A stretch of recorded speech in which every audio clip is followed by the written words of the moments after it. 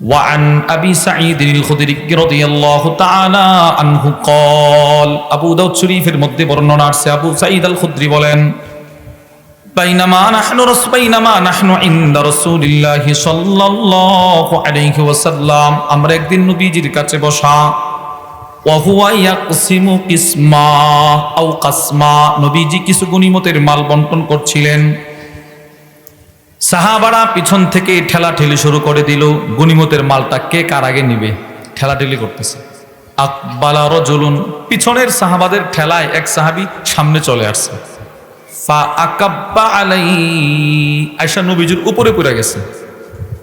ফাতাআনাহু রাসূলুল্লাহ সাল্লাল্লাহু আলাইহি ওয়াসাল্লাম বিউরজুনিন কানা মাআহু, নবীজির কাছে একটা খেজুরের ঢাল ছিল সাথে, এটা দিয়ে নবীজি সাহাবীর একটা মৃদু আঘাত করছে, মানে মহব্বতের আঘাত করে বলে এই উপরে পড়লা কেন, যাও ওই দিকে যাও।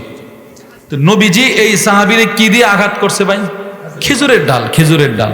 এই খেজুরের ডালটা বরকতপূর্ণ ঢাল ছিল।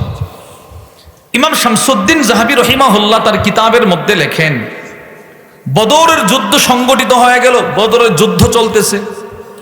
উকাশা ইবনে মিহসান রাদিয়াল্লাহু তাআলা আনহু নামে এক সাহাবী ছোট্ট ভাঙ্গা একটা তরবারি বন্টনে পাইছে, এটা দিয়ে যুদ্ধ করতেছে। এক কাফেরের আঘাতে ওনার তরবারিটা ভেঙে গেছে, নবীজির কাছে আসছে, এসে বলে ইয়া রাসূলুল্লাহ কদিন কাসারা সাইফি, আমার তরবারিটা তো ভেঙে গেছে, যুদ্ধ কেমনে করব? ফাআতাহু উরজুনাম মিন নাখ, ওই রাসূল খেজুরের ডাল দিলেন, যাও এই খেজুরের ডাল দিয়ে এখন যুদ্ধ করো। এবার সাহাবারা রসুলের দিকে তাকায় আছে, কিরে কাফেরদের এত এত তরবারি আর নবীজি তার খেজুরের ডাল দেয়। এই সাহাবী খেজুরের ডালটা হাতে নিছে।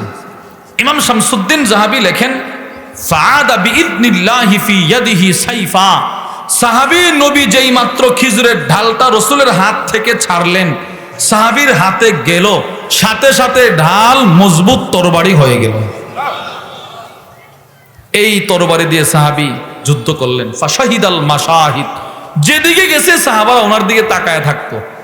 মুজিজার তরবারি।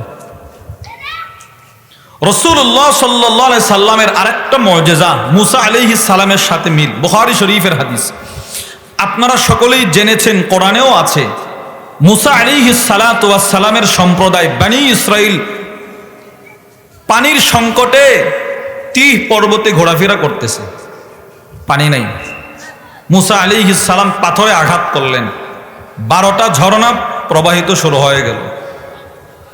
মুসা আলাইহিস সালামের লাঠির আঘাতে পাথর ফেটে ঝর্ণা, আর সরাসরি আমার নবীর 2টা আঙ্গুলের মাঝখান থেকে পানির ঝর্ণা 1500 সাহাবী উযু করছে।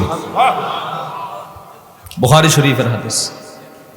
আনাস ইবনে মালিক, জাবির ইবনে আব্দুল্লাহ বলেন, আতিশান নাস ইয়াউমাল হুদাইবিয়া, হুদাইবিয়ার সন্ধির দিন সাহাবারা পানির পিপাসায় কাতরাইতেছে, পানি নাই। ফাজাহিশান নাসু নাহবাহু, সব সাহাবারা নবীর দিকে গেল।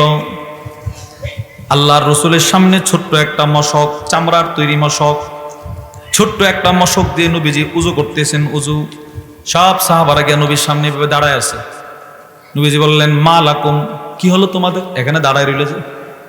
ইয়া রাসূলুল্লাহ লাইসা ইনদানা মাউন নাতাওয়াদ্দা ওয়ালা নাশরাব, ওগো আল্লাহর রাসূল সাল্লাল্লাহু আলাইহি ওয়াসাল্লাম, পানি নাই, উযু করব কোত্থেকে পানি নাই, পান করব কোত্থেকে পানি নাই, পানির ব্যবস্থা করেন।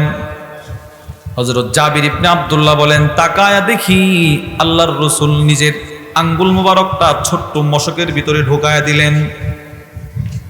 আল্লাহর রাসূল যেই মাত্র মশকের ভিতরে আঙ্গুল মোবারকটা ঢোকাইলেন, ঝর্ণার মতো পানি প্রবাহিত শুরু হয়ে গেল। উনি বলেন, আমরা সবাই এই পানি পান করছি, উযু করছি, মশকের পানি কমে নাই। এক সাহাবী জাবির ইবনে আব্দুল্লাহকে একজন তাবী, হাদিসের বর্ণনাকারী একজন রাবী প্রশ্ন করলেন, কাম, ওই দিন তোমরা কয়জন ছিলে? রসুলের আঙ্গুলের পানি দ্বারা উযু কয়জন করেছিলে? রসুলের অঙ্গুলি মুবারক থেকে যেই পানি আসছিল কয়জন পান করছিল? মোট কয়জন ছিলে? সাহাবী বলে, কয়জন ছিলাম এটা পরে শোনো। যদি ওই দিন আমরা 1 লক্ষ সাহাবীও থাকতাম, এমন ভাবে পানি প্রবাহিত শুরু হয়েছিল 1 লক্ষ মানুষের জন্য যথেষ্ট হয়ে যেত। চিন্তা করেন, 1 লক্ষ মানুষের জন্য যথেষ্ট হতো। তবে ওই দিন আমরা ছিলাম 1500 সাহাবী। সুবহানাল্লাহ, 1500 সাহাবী নিজেরা পান করলেন, উযু করলেন, নিজেদের গবাদি পশুকে পান করাইলেন। দেখেন, এই কথাটাই ইমাম জালালউদ্দিন আস-সুয়ুতি রাহিমাহুল্লাহ লিখেছেন, আযমা মিনহা।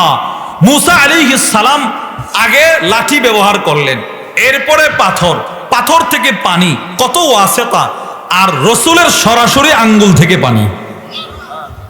এই কথাটাই আল্লামা আব্দুল ফাত্তাহ আবু গুদ্দা রাহিমাহুল্লাহ তার বিখ্যাত কিতাব সফহাত মিন সাবরিল উলামা আলা শাদাইদিল ইলমি ওয়াত তাহসিল, ওটার মধ্যে সংক্ষেপে বুঝাইছে। কি বুঝাইলেন? যে সমস্ত নবীকে আল্লাহ যত শ্রেষ্ঠত্ব দিলেন, এর চাইতে কোটি কোটি কোটি কোটি গুণ বেশি শ্রেষ্ঠত্ব আল্লাহ আমার নবীরে দান করছে। এবার এখন মূল কথা, কেন আল্লাহ এতগুলো শ্রেষ্ঠত্ব নবীরে দান করলেন? এর অনেকগুলো কারণ। এর ভিতরে অন্যতম একটা প্রধান কারণ হচ্ছে আমার নবী মানুষকে সাহায্য সহযোগিতা করতেন। সুবহানাল্লাহ বলবেন না জোরে? আমার নবী মানুষকে সাহায্য করতেন, রাসূল পরোপকার করতেন, মানব সেবা করতেন। এজন্য আল্লাহর রাসূলের উপরে যেদিন প্রথম ওহী আসা শুরু হলো, নবীজি অসুস্থ হয়ে গেলেন, কাঁপতেছে, অস্থির, দৌড়ায় গেলেন আম্মাজান খাদিজাতুল কুবরা রাদিয়াল্লাহু তাআলা আনহার ঘরে। আম্মাজান খাদিজাতুল কুবরা রাদিয়াল্লাহু তাআলা আনহা আল্লাহর রাসূলকে দেখলেন যে নবীজির অবস্থা তো ভালো না। উনি রাসূলকে সান্ত্বনা দিতে গিয়ে যে কথাগুলো বলেছিলেন, তিনি বলেন, কাল্লা ওয়াল্লাহি মা ইউখজিকাল্লাহু আবাদা। না, আল্লাহ আপনাকে কখনো লাঞ্ছিত করবে না। কেন খাদিজা? নবীজি বলে কেন? মনে করেন একটা প্রশ্ন রাসূল করলো, কেন করবে না? আমরা বললাম কেন করবে না? এবার খাদিজাতুল কুবরা রাদিয়াল্লাহু তাআলা আনহা উত্তর দিলেন, ইন্নাকা লাতাসিলুর রহিম। আপনি না আত্মীয়তার বন্ধন ঠিক রাখেন, ছিন্ন করেন না। সুবহানাল্লাহ বলেন। আচ্ছা, ওয়াতাকসিবুল মাদুম, অসহায় মানুষের পাশে না রাসূল আপনি দাঁড়ান। সুবহানাল্লাহ। দেখেন এই যে উপকার, পরোপকার, অন্যকে সাহায্য। ওয়াতাহমিলুল কাল্লা, যাদের কিচ্ছু নাই, ঘর বাড়ি, সন্তান সন্তানাদি কিচ্ছু নাই, ওই সমস্ত অসহায় মানুষকে না আপনি উপকার করেন, আল্লাহ আপনাকে লাঞ্ছিত করবে না। রাসূল পৃথিবীর ইতিহাসে একমাত্র ব্যক্তি যার গোটা 63 বছর জিন্দেগিতে কেউ নবীর কাছে কিছু চাইছে আর নবীজি বলছে নাই, মাফ করো। আমরা কিন্তু অনেক সময় কথাটা বলি কিনা বলেন? অনেক সময় বাস্তবেই থাকে না কথার কথা, মানিব্যাগ বাড়িতে, গাড়িতে, পকেটে কিচ্ছু নাই, এমন সময় কেউ চাইলো, তখন আমরা সবাই বলি কি ভাই, যে ভাই নাই তো, আমারে মাফ করো।